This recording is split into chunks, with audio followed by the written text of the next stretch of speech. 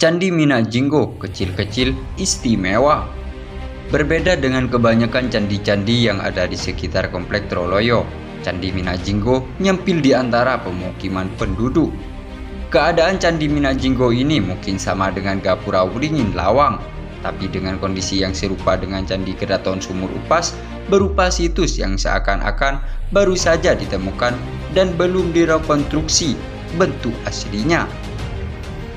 Sehingga Candi Minyak Jinggo tidak terlalu menonjol minimnya perhatian pemerintah setempat terhadap salah satu warisan budaya, akhirnya menambah ketidakmenarikan Candi Minyak Jinggo sebagai objek wisata.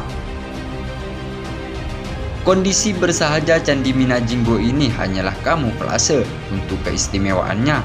Kalau candi-candi di sekitar Komplek Troloyo 100% menggunakan batu bata.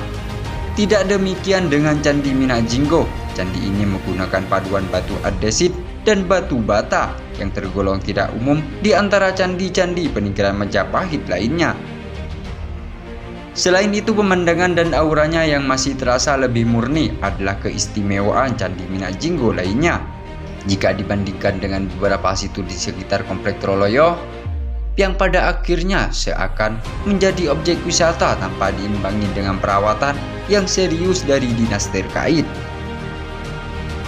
Tapi kondisi dan situasi Candi Minyak Jinggo ini bisa jadi terkait dengan julukan lainnya, candi ritual, yang baru saja diketahui setelah mencari info tentang candi yang di kalangan masyarakat dikenal dengan nama Sanggar Pemelangan. Julukan ini rupanya muncul karena frekuensi penduduk dan pengunjung yang mendatangi Candi Minyak Jinggo guna melakukan ritual serta membakar sesaji di beberapa sudut reruntuhan Candi Minyak Jinggo, terutama pada malam hari. Karena sejarah Candi Minyak Jinggo yang lekat dengan Raja Hayam Wuruk, raja yang berkuasa di zaman keemasan Kerajaan Majapahit. Fakta tentang ekskavasi dan konstruksi Candi Minyak Jinggo. Ekskavasi Candi Minyak Jinggo bukan sekali dua kali dilakukan oleh pemerintah setempat.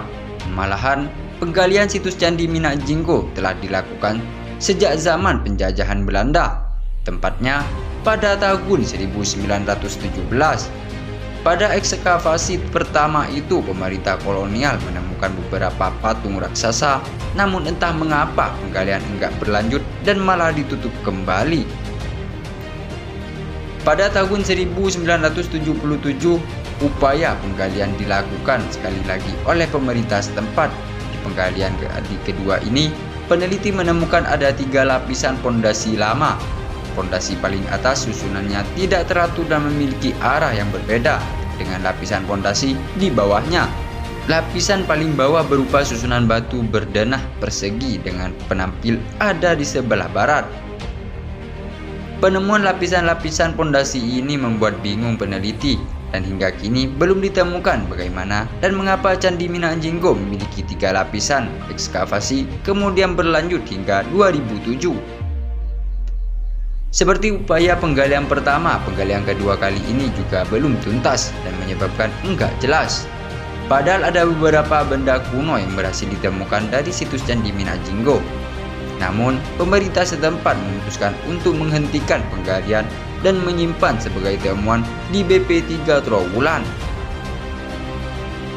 Sisa bangunan yang disimpan adalah 2 relik berukuran besar seorang wanita berbadan seperti ikan dan raksasa bersayap yang dikenal sebagai Arca Minyak Jinggo. Sementara itu, benda-benda lainnya yang mungkin enggak terlalu utuh diletakkan begitu saja di sekitar lokasi penggalian. Tercatat sudah ada 3 ekskavasi dilakukan terhadap situs Candi Minyak Jinggo, tapi konstruksi utuh candi ini belum bisa dinikmati oleh penduduk Trowulan dan wisatawan. Catatan mengenai sebab musabab kenapa Candi Minyak Jinggo memiliki konstruksi yang berbeda dari candi-candi di sekitar Komplek Troloyo pun masih misteri.